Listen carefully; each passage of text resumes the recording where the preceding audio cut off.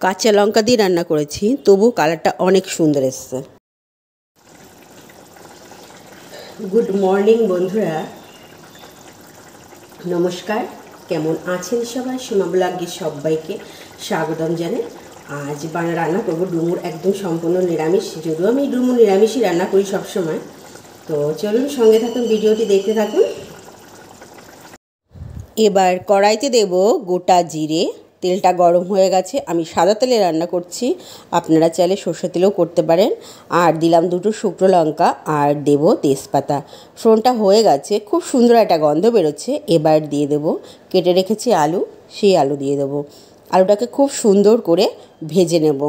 আর একটা মশলা বানাবো, এখানে দিয়েছি জিরে, আদা আর কাঁচা লঙ্কা, আর দেব টমেটো, একটা টমেটো দেব। এটাকে খুব সুন্দর করে পেস্ট বানিয়ে নেব। আলু ভাজা হয়ে গেছে, আর যেই মশলাটা বানিয়েছি সেই মশলাটাকে দিয়ে দিলাম। এবার ভালো করে কষিয়ে নেব। এবার দেব এর মধ্যে হলুদ আর লবণ। আমার সেদ্ধ করার সময়, ডুমুর সেদ্ধ করার সময় লবণ দেওয়া আছে, ওই জন্য অল্প দিচ্ছি, লাগলে আমি পরে দেব। তো চলুন মশলাটা এবার কষিয়ে নিই খুব সুন্দর করে। আর এদিকে মশলাটা বেশ কষানো হয়ে গেছে, খুব সাইড দিয়ে খুব সুন্দর তেল ছেড়ে দিয়েছে। আর এদিকে ডুমুরটাকে আমি হলুদ আর লবণ দিয়ে সেদ্ধ করে নিয়েছিলাম প্রেশার কুকারে। আর এবার ডুমুর দিয়ে দেবো। ডুমুর দিয়েও বেশ আবারও ভালো করে ডুমুরকে কষিয়ে নেব। ডুমুর কষানো হয়ে গেলে অল্প করে দিয়ে দেব জল। কীরকম দেখাচ্ছে কালারটা?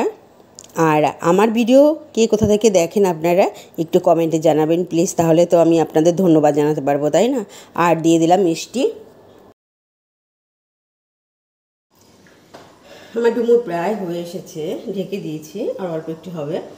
তো আমার ভিডিও যদি আপনাদের ভালো লাগে তাহলে আমার ফেসবুক পেজটিকে ফলো করে দেবেন, শেয়ার করে দেবেন। আর যদি ইউটিউব থেকে দেখেন তাহলে আমার চ্যানেলটিকে সাবস্ক্রাইব করে দেবেন।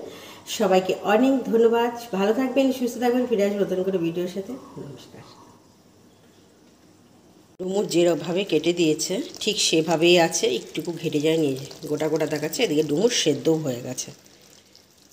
এবার দিয়ে দেব গরম মশলা। ব্যাস রেডি হয়ে গেছে আমার ডুমুর, নামিয়ে নেব। রেডি হয়ে গেছে আর নামিয়ে নিয়েছি ডুমুর। কীরকম দেখাচ্ছে